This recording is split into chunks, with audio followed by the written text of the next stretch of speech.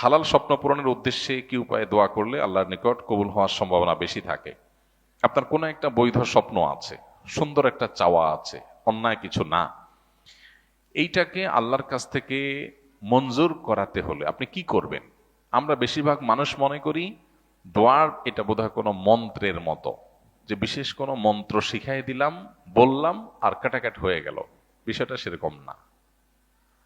দোয়ার যে কনসেপ্ট, এটা আমরা অনেকে পরিষ্কার না জিনিসটা কি। আসলে দোয়ার কনসেপ্টটা হলো, আপনার সাথে আমার জানাশোনা আছে, আপনি আমার কাছে একটা জিনিস চাইলেন, কখন চাইবেন, চাইলে আমার মন মেজাজ ভালো থাকবে, এটা আপনি বুঝে বুদ্ধিমত্তার সাথে আপনি তখন চাইলেন। কিভাবে চাইলে আমি খুশি হব আপনি জানেন, সেভাবে চাইলেন, তাহলে সেক্ষেত্রে আপনি জিনিসটা পাওয়ার সম্ভাবনা জোরালো। তাহলে মূল জিনিসটা হলো আপনার সাথে আমার সম্পর্কের ব্যাপারটা। আপনার সাথে আমার কোনো সম্পর্কের ব্যাপার নাই, পরিচয় নাই, জানাশোনা নাই, আস্থা নাই।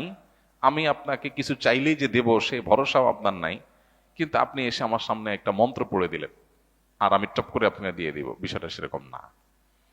দোয়ার কনসেপ্টটা হলো, আল্লাহ সুবহানাহু ওয়া তাআলার কাছে আমরা চাইবো, কিন্তু আল্লাহর কাছ থেকে চেয়ে যেন পাই, তার জন্য আল্লাহর সাথে একটা সম্পর্ক আমাদের থাকতে হবে। ইমানের মাধ্যমে, নেকামলের মাধ্যমে, তাকওয়ার মাধ্যমে যখন একটা সম্পর্ক তৈরি হবে, তখন আল্লাহর কাছে এবার দোয়া কবুলের সময় কখন, কোন ভাষায় দোয়া করলে দোয়া কবুল হয়, দোয়ার জন্য কি পলিসি অবলম্বন করতে রাসূল সাল্লাল্লাহু আলাইহি ওয়াসাল্লাম নির্দেশ করেছেন, শিখিয়ে দিয়েছেন, সেগুলো করা, আগে দুরূদ পড়া, আল্লাহর প্রশংসা করা, বৈধ লিগ্যাল জিনিস চাওয়া, দোয়া কবুলের সময়ের ভিতরে জুমার দিন আসরের পরে দোয়া কবুল করা, তারপরে যায় আজানের সময় দোয়া কবুল হয়, আজানের কতের মধ্যবর্তী সময় দোয়া কবুল হয়, বৃষ্টির সময় দোয়া কবুল হয়, পাঁচ ওয়াক্ত নামাজের পরে দোয়া কবুল হয়, তাহাজ্জুদের সময় দোয়া কবুল হয়। দোয়া কবুলের বহু জায়গা আছে, বহু স্থানকাল পাত্র আছে, 30-40টা প্রায়।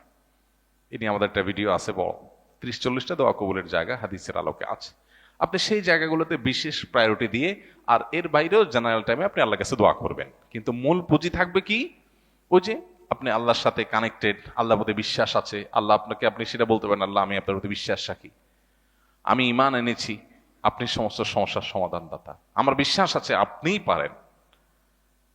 আল্লাহর কাছে সেভাবে যখন উপস্থাপন করবেন, তখন সেটা পাওয়ার সম্ভাবনা থাকবে। আপনার কোনো লিগ্যাল বা বৈধ কোনো জিনিস যেটা অন্যায় নয়, অন্যায্য নয়, পাপের বিষয় নয়, সেটা যখন আল্লাহর কাছে চাইবেন, এই যে আল্লাহর সাথে সম্পর্ক বিল্ড আপ করার চেষ্টা করবেন ঈমানের মাধ্যমে, তাকওয়ার মাধ্যমে, পাশাপাশি সুন্দর করে দুরূদ পড়ে, আল্লাহর প্রশংসা করে, কাঙ্ক্ষিত জিনিসটা পেশ করে তারপর আল্লাহর কাছে চাইবেন।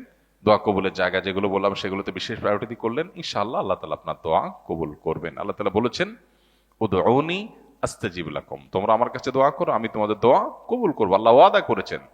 ইমানদারের দোয়া কখনো বিফলে যায় না, যদি আল্লাহর প্রতি বিশ্বাস থাকে, তাকওয়া থাকে, মিনিমাম সম্পর্ক থাকে আল্লাহর সাথে, তাহলে কি হবে?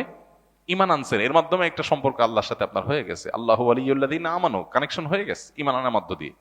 তাহলে আপনি আল্লাহর কাছে যদি কিছু চান, আর কিছু না হোক, যেটা চাইছেন সেটা যদি নাও পান, হতে পারে আল্লাহ তাআলা, কখনো কোনো হাদিস দ্বারা আমরা জানি, মানুষ দোয়া করে আল্লাহর কাছে চায় একটা, আল্লাহ দেয় আরেকটা, যেটা তার আরো বেশি দরকারি, সে জানে না যে এখন সে মোবাইল চাচ্ছে আল্লাহর কাছে, অথচ তার এই মুহূর্তে একটা বিপদ আসতেছে, ওইটা থেকে মুক্তি দরকার, তখন আল্লাহ তাআলা ওইটা তাকে দান করেন, এটা দেন না, আরো গুরুত্বপূর্ণটা দেন। আমরা তো মনে করি দোয়া কবুল হয়নি, দোয়া কবুল হয়েছে, আমি টেরও পাইনি।